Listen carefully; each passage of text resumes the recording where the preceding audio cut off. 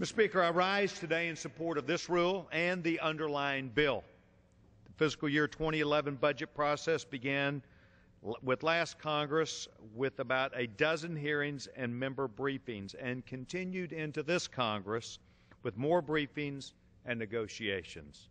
This legislation was introduced by the chairman of the House Permanent Select Committee on Intelligence, the gentleman from Michigan, Mike Rogers, and has gone through regular order to achieve its presence on the floor today.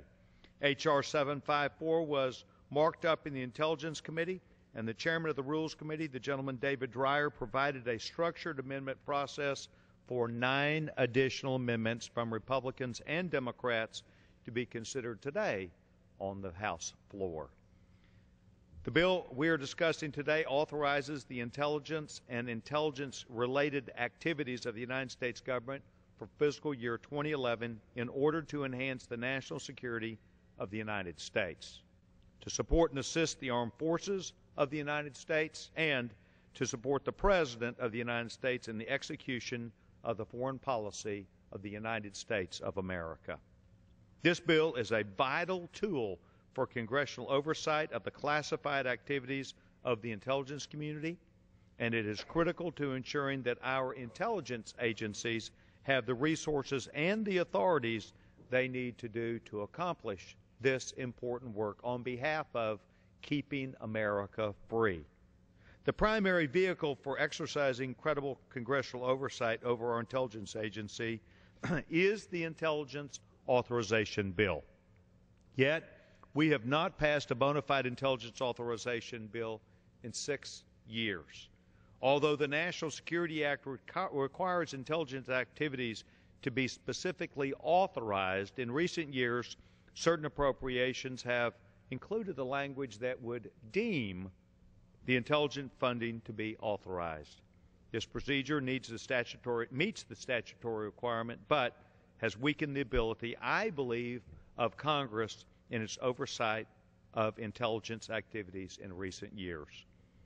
The U.S. intelligence community plays a critical role in the war on terrorism and securing our country from many other threats that we face as a nation. The recent killing of the terrorist Osama bin Laden is a clear example of the important work our intelligence agencies are doing behind the scenes every single day to protect America and Americans. Keeping the laws governing our intelligence operations up to date and ensuring that there are no unnecessary burdens in the way of future successes is exactly why we are here today and seek the authorization to pass an annual intelligence bill today. This intelligence authorization bill funds all U.S. intelligence activities spanning 17 separate agencies. Last year, this funding totaled roughly $80 billion. Our nation's current challenging fiscal circumstances demand that Congress fulfill its duties and provide the appropriate accountability and financial oversight of our classified intelligence programs through an authorization bill yearly.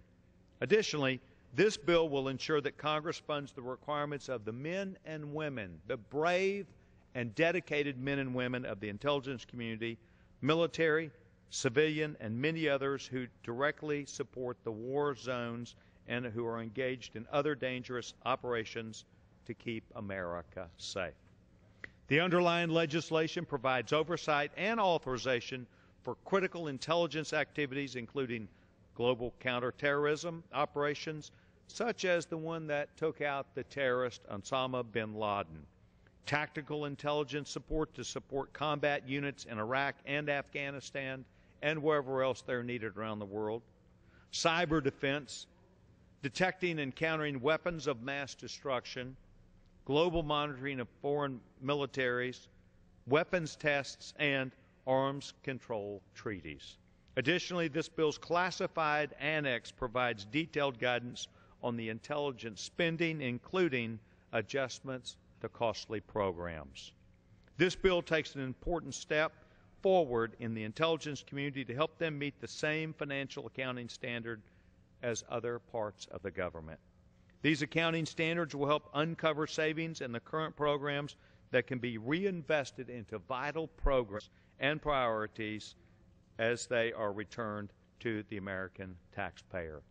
I was very pleased this week when the gentleman, Mike Rogers, and Mr. Ruppersberger, who represents the minority, came to the Rules Committee to talk about the needs of the intelligence community. And in particular, I was very pleased as they worked so closely together to ensure that the issues that were contained within this document, the agreements that would be in law, and perhaps more importantly, the important relationships that would be shared by them as we work together to ensure that this country is safe, that we do so in a way where the American people see that keeping America safe, providing the necessary resources to the men and women of the intelligence community, and expecting the results that would come from them is a very important part of what our job as members of Congress is all about.